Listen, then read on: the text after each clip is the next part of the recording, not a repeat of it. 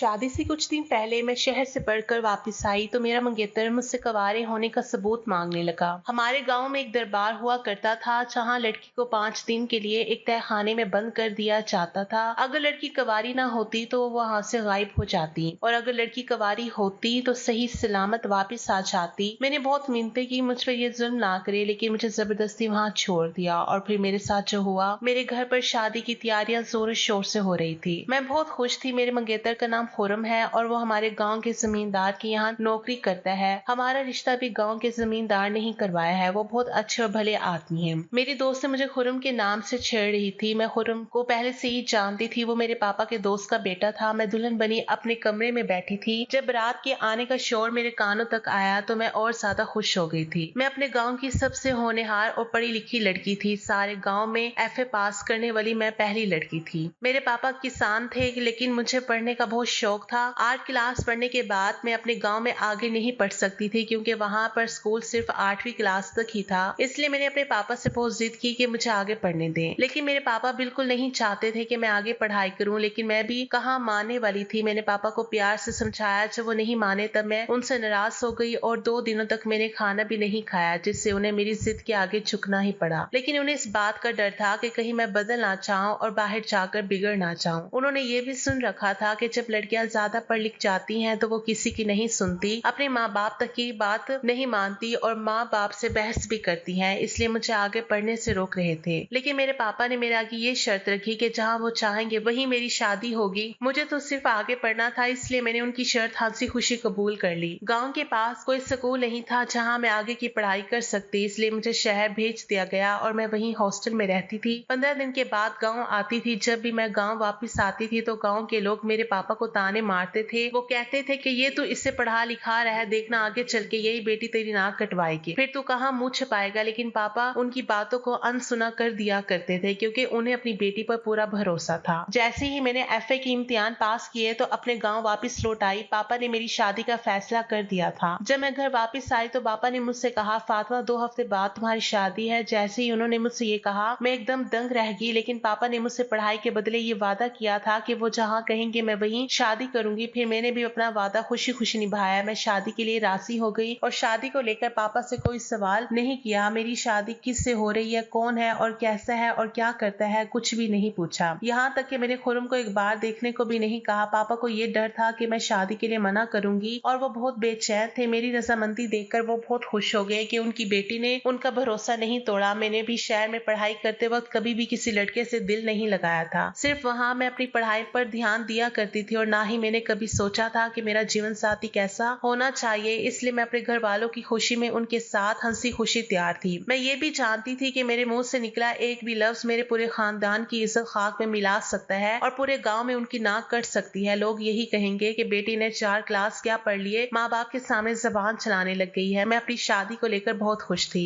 जैसे जैसे शादी के दिन करीब आ रहे थे मेरे पापा की बेचैनी बढ़ने लगी थी क्योंकि गाँव में सभी लोग मेरी पढ़ाई के खिलाफ थे और फिर मैं तो पढ़ाई के साथ साथ रहती भी हॉस्टल में ही थी। घर से इतनी दूर तो गांव वाले तरह तरह की बातें किया करते थे, लेकिन पापा मेरी खुशी के आगे सबको नजरअंदाज कर दिया करते थे। मगर अब शादी नजदीक थी तो पापा की बेचैनी बढ़ने लगी थी। लेकिन शादी से पहले मेरी अम्मी मेरे कमरे में आई और जो सवाल उन्होंने मुझसे पूछा उसको सुनकर मैं दंग रह गई। फिर मुझे अपने पापा की बेचैनी की वजह का पता चल गया। मैं सोच भी नहीं सकती थी कि मुझ पर ऐसे सवाल भी उठाया जाएगा। अम्मी मुझसे कहने लगी, 7 साल शहर के हॉस्टल में रही हो, कॉलेज जाती रही हो, मुझे बता दो अपने बाप की इज्जत तो नहीं खराब की ना, क्योंकि आज दरबार में सबके सामने तुम्हारे कवारेपन साबित होने का इम्तिहान है। अगर कुछ भी गलत हुआ तो तेरे पापा और मैं तो जीते जी मर जाएंगे। ये कहकर अम्मी रोने लगी। मैंने अपना होश संभाला और अम्मी से कहा कि ऐसा कुछ भी नहीं है, मैं तो सबकी नजरों से बचकर रहती थी। कभी मैं बुरी संगत का असर अपने ऊपर नहीं पड़ने दिया। मैंने ऐसा कुछ भी नहीं किया है कि आपकी इज्जत खराब हो जाए। लेकिन मेरी अम्मी मेरी बातों से मुतमईन नहीं हुई क्योंकि गाँव के लोग उनसे मेरे किरदार पर सवाल उठा रहे थे। फिर वो कहने लगी कि खुरम कहता है कि शादी से पहले फातिमा को अपने कवारेपन होने का सबूत मुझे देना होगा, तभी शादी होगी। ये सुनकर तो मैं हैरत में पड़ गई। बाहर पूरा खानदान और सारी बरादरी बैठी थी। बारात भी आ चुकी थी और मेरा होने वाला शौहर कैसी बेतुकी बातें कर रहा था। भला कोई लड़की अपने कवारे होने का सबूत कैसे दे सकती है। मैंने कहा, अम्मी मैं इस वक्त इस बात का कैसे यकीन दिला सकती हूँ, ये तो बिल्कुल फजूल सी बात है। वो कहने लगी कि खुरम कहता है कि शहर के हॉस्टल में रहकर पढ़ने वाली लड़कियां बद किरदार होती हैं, इसलिए मैं इससे शादी तब तक नहीं करूंगा जब तक वो अपने कवारेपन होने का सबूत मुझे ना देते। तब मैंने अपनी माँ से पूछा कि भला कैसे मैं इन्हें सबूत दूं, तो उस पर माँ कहने लगी कि खुर्रम कहता है कि अगर वो दरबार के अंदर बने कमरे में 5 दिन गुजारे और 5 दिन बाद सही सलामत बाहर आ जाए तभी मैं इससे शादी करूंगा। अगर कवारी ना हुई तो उधर से गायब हो जाएगी, शैतान इसे ले जाएगा, क्योंकि वो कमरा दरबार के अंदर है और वहाँ पर नेक लोगों ने बहुत इबादत किया, इसलिए जब भी किसी लड़की पर शक हो जाता है तो उसे उसी कमरे में बंद कर देते हैं। उस लड़की को 5 दिन वहीं पर गुजारने पड़ते हैं। मैं पढ़ी लिखी थी, इसलिए ये दरबार वाली कहानी मेरी समझ में नहीं आ रही थी। आखिर ऐसा कैसे हो सकता है कि एक बंद कमरा लड़की के किरदार का फैसला करे। हमारे गाँव में जिस लड़की के किरदार पर शक होता उसे इस कमरे में बंद कर दिया जाता था। अगर वो 5 दिन बाद कमरे से बाहर आ जाती तो उसे पाक समझा जाता, और अगर गायब हो जाती तो ये कहा जाता कि शैतान उसे अपने साथ ले गया। मैं ये सोच रही थी कि आजकल के दौर में गांव के लोग किसी लड़की के कवारे होने का अंदाजा इस तरह की बेतुकी भुकी बातों से कैसे लगा सकते थे। मैं भला क्यों किसी जंगल में बने दरबार के एक छोटे से कमरे में बंद हो जाती, वहाँ कैसे सारा दिन गुजारती। मुझे ये बात बिल्कुल भी समझ में नहीं आ रही थी, क्योंकि अपने पाक होने का तो मुझसे बेहतर कोई नहीं जान सकता था। मेरे अम्मी पापा और गाँव वाले और पंचायत के लोग भी वहाँ पर मौजूद थे। मैंने कहा कि मुझे ऐसी कोई बात मंजूर नहीं है। मेरी बात सुनकर मेरी होने वाली सास भड़क उठी और कहने लगी, इसका मतलब इस लड़की के दिल में चोर है, तभी इस बात से मना कर रही है। अगर इसने बात नहीं मानी तो हम बारात वापस ले जाएंगे। मेरे पापा ये सुनकर लड़के वालों के सामने हाथ जोड़ने लगे कि बारात वापस ना लेकर जाएं। मेरी अम्मी मेरे पास आ गई और कहने लगी, तुम क्यों जिद कर रही हो? अगर तुम कवारी हो तो इनकी बात क्यों नहीं मान चाहती? मेरी अम्मी पापा बुरी तरह से रो रहे थे। मैंने अपनी होने वाली सास से कहा कि अगर आप लोगों को यकीन नहीं है तो किसी अस्पताल ले जाकर मेरा मेडिकल चेकअप करवा ले, आपको यकीन आ जाएगा। अब तो तरक्की हो चुकी है, डॉक्टर आपको सब कुछ सच सच बता देगा। खुदा के लिए इस बेतुकी बात पर यकीन ना करें और बेकसूर लड़कियों को ऐसे वीराने में कैद ना किया जाए। मगर किसी ने भी मेरी एक ना सुनी। पापा तो मेरे किसी बेजान लाश की तरह हो गए थे। अम्मी का भी रो रो कर बुरा हाल था, जैसे मैं सचमुच अपना मुंह काला करके आई हूँ। मुझ पर लोगों ने बहुत इल्जाम लगाया। मेरे पापा से कहने लगे, तुझे समझाया था ना कि बेटी को बाहर पढ़ने मत भेज, अब इंजाम देख ले, लेकिन तुमने किसी की ना सुनी। अब देख ले अपनी इज्जत खराब होते। मैं अपने पापा के सामने बैठ कर रोती रही कि पापा मैंने ऐसा कुछ भी नहीं किया है, बेशक मेरा मेडिकल चेकअप करवा लीजिए। मगर सब लोगों को तो बस इसे उसी दरबार पर यकीन था जिसके झूठे होने की कसम मैं खा सकती थी। भला मेरे बारे में मुझसे बेहतर और कोई कैसे जान सकता है? मेरा बार बार सबके सामने वहां जाने से मना करना मेरा गवारा ना होना साबित कर रहा था, और मेरा वहां जाना ही सबको यकीन दिला सकता था। लेकिन ऐसे किसी दरबार के कमरे में मैं अपने आप को 5 दिन के लिए बंद कैसे कर लेती, जहाँ कोई आता जाता भी नहीं था। लेकिन अपने माँ बाप के आंसू देखकर मैं भी बेबस हो गई। फिर मेरा फैसला करने पंचायत बैठी। पंचायत ने मेरे लिए यही फैसला किया कि मुझे जंगल में 5 दिन रहना पड़ेगा। पंचायत ने भी मेरी एक ना सुनी। मैंने भी अपने माँ बाप की खातिर इनका ये फैसला कबूल कर लिया। मैंने दुल्हन का जोड़ा बदला और सिंपल से कपड़े पहन लिए और जाने के लिए तैयार होगी। लेकिन मुझे बहुत अफसोस हो रहा था कि खुर्रम ऐसी झूठी और जाहिलाना और घटिया सोच रखता है। मुझे उसकी सोच पर तरस आ रहा था। फिर मैं कुछ गाँव के बड़े लोगों और अपने पापा के साथ वहाँ के लिए चल पड़ी और उस छोटे से कमरे में मुझे बंद कर दिया, जहाँ कहीं से रोशनी की एक किरण भी नजर नहीं आ रही थी। उस कमरे में बस एक चारपाई थी जिस पर मैं बेबसी से लेटी हुई आंसू बहा रही थी। ना जाने कैसी अंधेरी नगरी थी। बचपन से मैं इस जाहिलाना रवाज को होते हुए देख रही थी। जंगल के बीचों बीच दरबार के कोने में कमरा बना हुआ था, जहाँ मासूम लड़कियों को कैद कर दिया जाता था और 5 दिन के खाने पीने का सारा सामान वहाँ रख दिया जाता था, क्योंकि कमरे के बाहर ताला लगा दिया जाता था और 5 दिन से पहले वहाँ कोई आता जाता नहीं था। मुझे नहीं पता था कि खुर्रम को मुझ पर शक क्यों हुआ था। कमरा बिल्कुल बंद था, वहाँ एक लाइट तक मौजूद नहीं थी जिससे मुझे पता चल सके। बस एक पंखा चल रहा था। जंगल के पास बिल्कुल सुनसान जगह थी, जहाँ जंगली जानवर आकर दरवाजा तोड़कर मुझ पर किसी भी वक्त हमला कर सकते थे। इसी डर ने मेरे दिल को दहला कर रख दिया था। मैं चारपाई पर बैठ गई, लेकिन कमरे का दरवाजा लोहे का था। मुझे जैसी पतली दुबली लड़की उसे खोल नहीं सकती थी। मैंने खाने की टोकरी से कपड़ा हटाया तो उसमें बस थोड़े से फल के सिवा और कुछ भी नहीं था। कमरे में कोई बटन मौजूद नहीं था और ना ही कोई बल्ब लगाया गया था। वहाँ एक बाथरूम था जिसमें भी अंधेरा था। मैंने पूरे कमरे की अच्छे से तलाशी ली, मुझे कुछ भी दिखाई नहीं दे रहा था। मैं बेबसी से दोबारा चारपाई पर बैठ गया। अभी कुछ टाइम ही गुजरा था कि वहाँ मुझे किसी के आने की आहट होने लगी। मेरी डर से जान निकलने लगी। बाहर कुछ जंगली जानवरों की आवाज आने लगी थी और उस पर सतम ये हुआ कि बिजली भी चमकने लगी। बिजली की रोशनी तो कमरे में नहीं आ सकती, पर उसकी आवाज से दिल जोर जोर से धड़क रहा था। फिर वहाँ तेज बारिश होने लगी। मैं चारपाई पर बैठी रोने लगी। मुझे अपनी कजन का किस्सा याद आने लगा। जब मैंने होश संभाला था तो पहली बार मेरे घर में मेरे बड़े पापा की बेटी की शादी थी और वो भी ऐसे ही रोक दी गई थी। मेरी कजन जब दूसरे गांव से अपनी खाला के घर पर कुछ दिन रहकर वापस लौटी तो उसके मंगेतर ने भी यही बात कही थी कि उसे अपनी कवारेपन होने का सबूत देना होगा। सबसे पहले तो मेरी कजन पर बहुत सारे इल्जाम लगाए गए। इस पर दूसरे दूसरे लड़कों के साथ ताल्लुक बनाने का इल्जाम लगाया गया। वो बेचारी रोती रही कि उसने ऐसा कुछ नहीं किया है, लेकिन किसी ने भी उसकी एक नहीं सुनी थी। सबको बस इस कमरे पर यकीन था। सब यही कहते थे कि ये नेक दरबार है और नेक औरतों के बारे में सच बता देता है। मुझे ये बात आज तक समझ नहीं आई थी, लेकिन मेरी कजन को कमरे में बंद कर दिया और वहाँ ताला लगा दिया गया था और पूरे 5 दिनों में उसके गवारे होने का सबूत मिल जाएगा। वहाँ एक छोटी सी मस्जिद थी जहाँ कुछ बुजुर्गों ने इबादत की थी। पूरे गाँव में किसी ने भी उनको कभी नहीं देखा था। सब कहते हैं कि सुना है यहाँ एक बहुत बड़े बुजुर्ग रहा करते थे इस जगह पर और औरत के बारे में सब कुछ सच सच बता दिया करते थे। ये दरबार गांव के जमींदार ने बनवाया था। 5 दिन पूरे होने के बाद जब मेरी कजन कमरे से बाहर निकली तो उसका रंग पीला पड़ चुका था। हालांकि वो बहुत खूबसूरत थी, कमजोरी की वजह से वो ठीक से चल भी नहीं पा रही थी। उसने अपने मुंह से एक लफ्ज भी नहीं बोला। फिर शादी की तारीख दी गई, मगर शादी से कुछ दिन पहले वो मर गई थी। मरते वक्त उसका चेहरा बिल्कुल नीला पड़ चुका था। पूरा गाँव कह रहा था कि इसने जहर खा लिया है। मैं उस वक्त सिर्फ 10 साल की थी। मुझे अपनी कजन से बहुत लगाव था। उसके मरने पर भी मैं बहुत रोई थी। आज मेरे साथ वही सब दोहराया जा रहा था। ये सब सोचकर मैं परेशान हो गई थी, लेकिन रोने से कोई फायदा नहीं है। मैं अल्लाह से दुआ करने बैठ गई, शायद मेरी कुछ मदद हो जाए। मैं वॉशरूम में चली गई। अभी हाथ ही धो रही थी कि वॉशरूम के अंदर से खिड़की खुली। मुझे बड़ी हैरानी हुई, जब कमरे में कोई खिड़की मौजूद ही नहीं थी तो वॉशरूम में खिड़की कैसे हो सकती है। लेकिन जैसे मैंने उस खिड़की से बाहर आने वाले हाथ को देखा तो मेरी तो जान ही निकल गई। खिड़की पर एक मर्दाना हाथ देखकर मैं डर से पीली पड़ चुकी थी। मैं जल्दी से बाहर निकल गई, दरवाजा बंद करके कुंडी लगा दी। फिर सोचने लगी कि ये क्या माजरा है। इस कमरे के आसपास तो कोई आता जाता ही नहीं। फिर जब कमरे में कोई खिड़की नहीं है तो वॉशरूम में ऐसे कोई खिड़की कैसे हो सकती है। दिखने पर वहाँ भी दीवार ही नजर आती है, फिर ये खिड़की कहाँ से आ गई। जब मैं वहां से बाहर निकली और दरवाजा बंद कर दिया, कुछ देर तक वहां से दरवाजा पीटने की आवाज आती रही। उस टाइम मेरे हाथ और पैर डर से कांप रहे थे। मुझे लग रहा था कि मेरा भी हार्ट फेल हो जाएगा, लेकिन वॉशरूम का दरवाजा भी लोहे का था, वो इतनी आसानी से खुलने वाला नहीं था। मैं डर के मारे कमरे में कोने में बैठ के दरवाजा नहीं खुला। मुझे किसी की आवाज सुनाई नहीं दी, बस दरवाजा ही बज रहा था। कुछ देर बाद आवाज आना बंद होगी। वो कौन था, क्या कोई था, क्योंकि उसके हाथ पर बेहताशा बाल थे। ये सोचकर ही मेरी जान निकलने लगी। मैं जंगल के कमरे में थी। यहाँ खतरनाक जानवर का होना कोई बड़ी बात नहीं थी, लेकिन नींद भी ऐसी चीज है जो हर हाल में आ ही जाती है। रोते रोते कब मेरी आंख लगी और सुबह उठकर जब मुझे रात का ख्याल आया तो मैं फिर से डरने लगी। पूरे दिन डरते डरते निकल गया। भूख से जब मैं बेहोश होने लगी तब मैंने थोड़े से फल खाए। फिर मैंने हिम्मत की और वॉशरूम में गई। मैं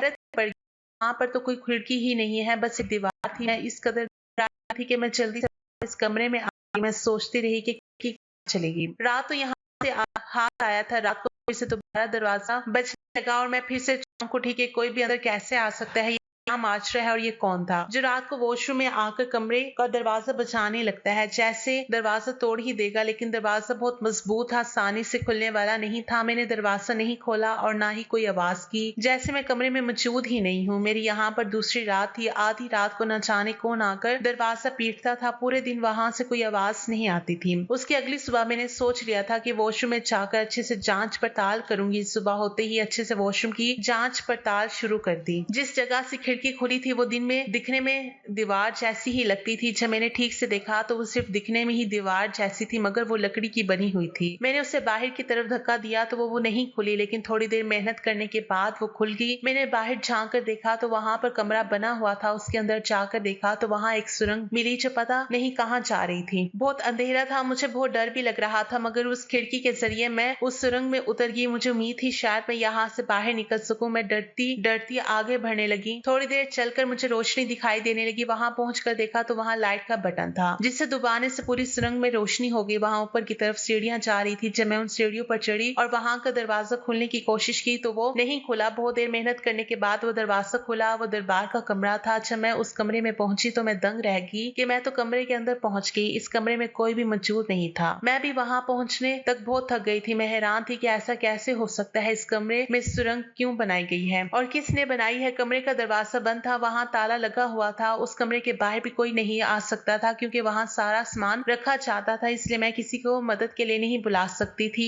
लेकिन फिर मैंने सोचा कि अगर किसी ने मुझे इस कमरे से बाहर देख लिया तो मेरे माँ बाप को बातें सुना सुना कर ही मार डालेंगे। फिर मुझे किसी के आने की आहट महसूस हुई। मैंने जल्दी से उस सुरंग को बंद किया और वहां रखे हुए बक्सों के पीछे छुप गई। फिर मुझे लगा ये लोग मुझे देख लेंगे और मेरी सारी मेहनत बेकार चली जाएगी। जैसे ही मैंने 3 लोगों को अंदर आते देखा, उनको देखकर मेरी जान ही निकल गई। जब तक वो लोग वहाँ मौजूद रहे, मैं बड़ी खामोशी से वहाँ पर छुपी रही और उनके जाने का इंतजार करने लगी। फिर वो लोग अपना काम करके वहाँ से चले गए। उस कमरे में दरबार के अंदर दिए हुए पैसे रखे जाते थे, इसलिए उस कमरे में कोई भी फालतू आदमी नहीं आ सकता था। जो लोग दरबार में काम करते थे वही लोग यहाँ पर आ सकते थे। मैं बहुत डरी हुई थी, मुझे कुछ भी समझ में नहीं आ रहा था। फिर मैंने सोचा कि मैं रात होने का इंतजार करती हूँ और देखती हूँ कि कौन है जो वहाँ आकर दरवाजा बजाता है, और यही एक अच्छा मौका था जब मैं ये सब कुछ जान सकती थी, क्योंकि बाहर तो मैं यहाँ से नहीं निकल सकती थी क्योंकि दरवाजे पर ताला लगा हुआ था। थोड़ी देर बाद मुझे एक आदमी नजर आया। वो जमींदार और साथ में पंचायती भी था। वो बहुत नरम दिल वाला आदमी था, लोगों की मदद करता रहता था। यहाँ तक कि गांव के लोग घरों में जाकर जरूरतमंदों को चुपचाप पैसे की मदद करता था। किसी लड़की की शादी हो तो शादी का पूरा खर्चा खुद ही कर देता था। कि ये सब मेरी भी बेटियां हैं, इसलिए गांव की कोई भी लड़की उनसे पर्दा नहीं करती थी, क्योंकि वो हमारे दादाजी की उम्र के थे। पूरे गांव में उनकी बहुत इज्जत करते थे और मैं भी उनके बड़े से महल में कहीं बाहर जा चुकी थी। उनकी पोती मेरी ही क्लास में पढ़ती थी, मेरे साथ ही हॉस्टल में भी रहती थी। लेकिन वो अमीर थी, इसलिए हॉस्टल का कमरा उसकी हैसियत के बराबर ही था। मैं गरीब किसान की बेटी थी, इसलिए एक छोटे से कमरे में रहती थी। मगर उस लड़की में गुरूर नाम की तो कोई चीज ही नहीं थी। जब भी मुझे गाँव जाना होता तो वो मुझे अपने साथ अपनी गाड़ी में ही साथ लेकर आती थी और मुझे मेरे घर छोड़ देती थी। लेकिन मैं मना कर देती थी, मेरे पापा मुझे लेने आएंगे, उनके साथ ही जाऊंगी। मेरी बात सुनकर जमींदार साहब कहते कि बेटा तुम हमारे साथ चलो, मैं तुम्हारे पापा से कह दूंगा कि तुम मेरे साथ आई हो। वो अपनी गाड़ी में ड्राइवर के साथ खुद अपनी पोती को लेने के लिए आते थे। मैं उनकी गाड़ी में बैठ जाती, वो मुझे घर तक छोड़ देते और मेरे पापा से कह देते कि ये मेरे साथ आई है, और मेरे पापा शुक्रिया अदा करते नहीं थकते थे। कई बार अपनी पढ़ाई की वजह से मैं अपने पापा के साथ जमींदार साहब के महल में भी गई थी। उनकी पोती मेरी क्लास में ही थी, तो अगर कभी मुझे नोट्स के बारे में कुछ पूछना होता तो मैं उसके घर चली जाती थी। लेकिन दरबार वाले कमरे में ये क्या कर रहे थे? मैंने सोचा कि दरबार तो उन्हीं का बनवाया हुआ है, हो सकता है उसका जायजा लेने आए होंगे। मैं बहुत खुश हुई, मैं बच जाऊंगी, उन्हें सब कुछ सच सच बता दूंगी कि मेरे साथ 2 रातों से यहाँ पर क्या हो रहा है और ये मेरी मदद करेंगे। लेकिन फिर मैंने जो देखा उसे देखकर मैं दंग रह गई कि वो सुरंग का दरवाजा खोल रहे हैं। तो मैं खामोशी से वहीं बैठी रही और देखती रही कि आखिरकार ये माजरा क्या है और उनको सुरंग के बारे में कैसे पता। मैं ये सोचकर खुश हो रही थी कि मेरे मसीहा मेरे सामने खड़े हैं जो मुझे बचा लेंगे और मेरी बात जरूर समझेंगे, क्योंकि मैं इस कमरे से भागकर निकली हूँ। लेकिन यहाँ तो मामला ही उल्टा था। जमींदार साहब तो अपने 2 नौकरों के साथ सुरंग के दरवाजे पर खड़े थे। उनके एक नौकर ने दरवाजा खोला और फिर वो सुरंग में चले गए और ये कहते हुए गए कि अगर आज इस लड़की ने दरवाजा नहीं खोला तो दरवाजे को तोड़ देना। ये सुनकर मेरे होश उड़ गए। वो इंसानी रूप में किसी दरिंदे से कम नहीं था। मेरा दिल घबरा रहा था कि मुझे कमरे में ना पाकर वो समझ जाएंगे कि मैं यहाँ से भाग निकली हूँ। अगर उन लोगों ने मुझे ढूंढ लिया तो मुझे जिंदा नहीं छोड़ेंगे। मुझे जल्द से जल्द इस कमरे से निकलना था। मगर कैसे? जैसे ही वो तीनों अंदर चले गए, मैं बिना सोचे समझे उस दरवाजे से निकली और दरवाजे को ताला लगा दिया और चाबी भी अपने साथ ही रख ली और सबकी नजरों से बचती हुई दरबार की दीवार से कूदकर दरबार से बाहर निकल गई। वहां से निकलती मैं बस अंधाधुंध भाग रही थी। मैं नहीं जानती थी कि मेरा क्या इंजाम होगा, मगर मुझे बस अपनी इज्जत बचानी थी। गांव वालों के सामने उसकी सच्चाई भी खोलनी थी, जिससे लोगों की गलत उम्मीद और रिवाज जुड़े हुए थे। मेरी कजन के साथ क्या कुछ हुआ होगा, अब ये सच्चाई मुझ पर खुल चुकी थी। वो क्यों मर गई थी? यकीनन जहर खाकर अपनी जान इसलिए दी होगी कि उस आदमी ने उसको अपनी दरिंदगी का शिकार बनाया होगा। मैं भी अपनी कजन की तरह ही खूबसूरत थी। मेरे दिल में उस जमींदार के लिए बहुत इज्जत थी। मैं उसकी अपने दादा जैसी इज्जत करती थी, इसलिए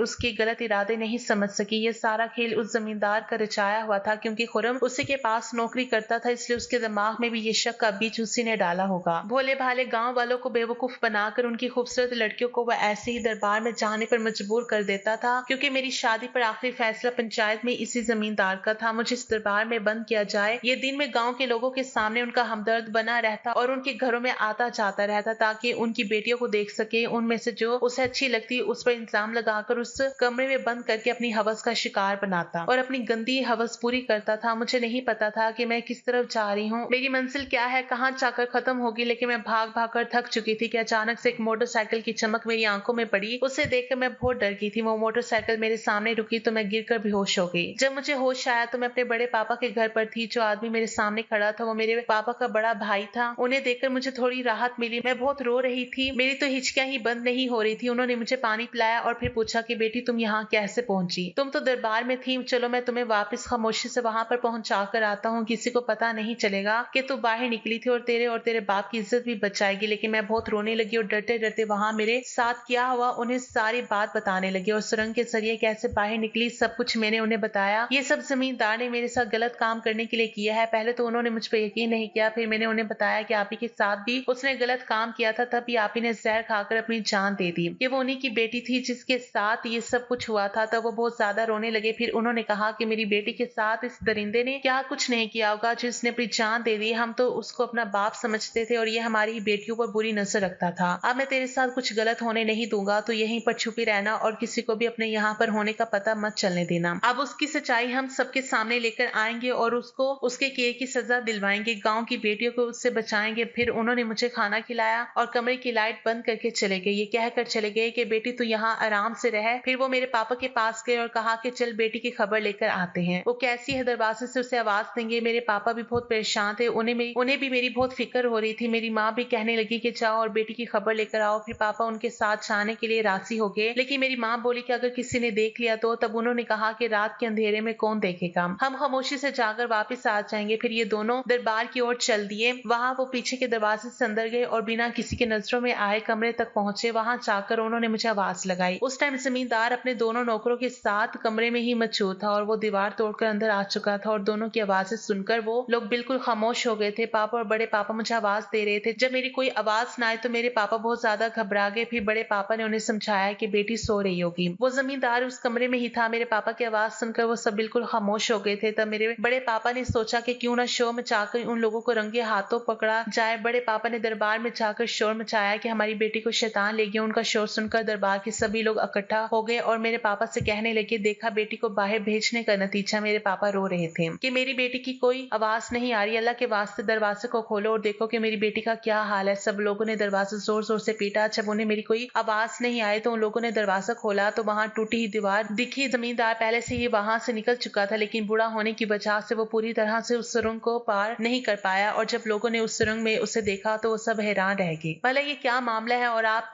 यहाँ क्या करे हैं, ये दीवार तो टूटी हुई है। बहुत सारे सवाल करने लगे पर उन सवालों का उनके पास कोई जवाब नहीं था। उनके नौकर को ऐसे कपड़ों में देखकर लोग समझ गए कि ये कोई शैतान नहीं है बल्कि ये जमींदार लड़कियों को यहाँ से उठा लेता है। फिर वहां पुलिस को बुलाकर पूरे मामले की जांच करवाई और जमींदार को पुलिस के हवाले किया और उस सबसे पूछने लगे कि वो लड़की कहाँ है और उससे मुझे अगवा करने के जुर्म में अंदर करवा दिया। सब लोग समझ रहे थे उसने मुझे कत्ल करके कहीं छुपा दिया है। मेरे पापा को तो रो रो कर बुरा हाल हो गया था कि उनकी बच्ची कहाँ गई थी। बड़े पापा ने उन्हें बताया कि वो घर पर है और बिल्कुल ठीक है। तब सब लोग भागे दौड़े घर पहुंचे और मुझे सही सलामत देखकर उनकी जान में जान आई और मुझसे पूरी जानकारी ली। तब तक खुरम भी घर पहुंच चुका था और उसने अपने किए गए सलूक को लेकर मुझसे और मेरे घर वालों से माफी मांगी और उसने बताया कि तुम्हारी गवारे होने वाली बात जमींदार ने उसके दिमाग में डाली और यहाँ रिश्ते करने के लिए भी जमींदार ने ही कहा था और उसके माँ बाप के दिमाग में ये शक बीज उसी ने डाला था। फिर वो मुझसे माफी मांगने लगा और मेरे माँ बाप से भी। और फिर पूरे गांव ने ये तय किया कि अब से किसी भी लड़की को ऐसे किसी दरबार में नहीं भेजा जाएगा। हमें अपनी लड़कियों पर भरोसा करना चाहिए, ना कि किसी और के कहने पर। जमींदार गांव की बहुत सी लड़कियों को अपनी हवस का शिकार बना चुका था। एक एक करके सभी लड़कियों ने बयान दिया जिनके साथ वो ये सब कर चुका था। अपने नौकर को शैतान बनाकर कमरे में भेजता और लड़की को नशीली दवाई खिलाता जिससे उसके साथ ये सब किसने किया है उसको पता ना चले और जमींदार की इज्जत गांव में बनी रहे। जो लड़कियां उसके काबू में नहीं आती थी वो 5 दिन पूरे होने से पहले ही उन्हें मार दिया करता था और उन्हें दरबार में ही कहीं दफना दिया करता था। पुलिस ने पूरे दरबार की अच्छे से तलाशी ली तो वहां से बहुत सारे ढांचे निकले। सारे गांव वाले रो रहे थे कि उन्होंने अपनी बच्चियों के साथ कितना जुल्म किया है। पूरे दरबार को तोड़ दिया गया ताकि ये सब दोबारा ना हो सके। खुरम रोज आकर मेरे घर वालों से माफी मांगता और मेरे साथ भी जमींदार की बात में आकर बहुत गलत किया है और किसी की बेटी पर इल्जाम लगाए हैं। मेरे घर वालों ने उसे माफ कर दिया, मैंने भी उसे माफ कर दिया। हमारी शादी की तारीख रख दी गई और हमारी शादी बड़े धूमधाम से हुई और उसने मुझे शादी का ये तोहफा दिया कि मैं आगे जितना चाहूँ उतना पढ़ सकती हूँ। उसने अपना वादा निभाया और मुझे एक डॉक्टर बनाया और मेरे लिए छोटा सा अस्पताल भी गांव में ही खुलवा दिया। गांव के लोग भी अब अपनी बेटियों को पढ़ाते हैं, पहले नहीं पढ़ाना चाहते थे, अब गांव में उन्हें पढ़ने की कोई रोक टोक नहीं थी। खुरम और मैं हम दोनों बहुत खुशी खुशी से रहते हैं। उसने भी अपने आगे की पढ़ाई पूरी की और वो भी एक बड़ा वकील बना और जमींदार का केस भी उसी ने लड़ा और उसे सजा दिलवाई।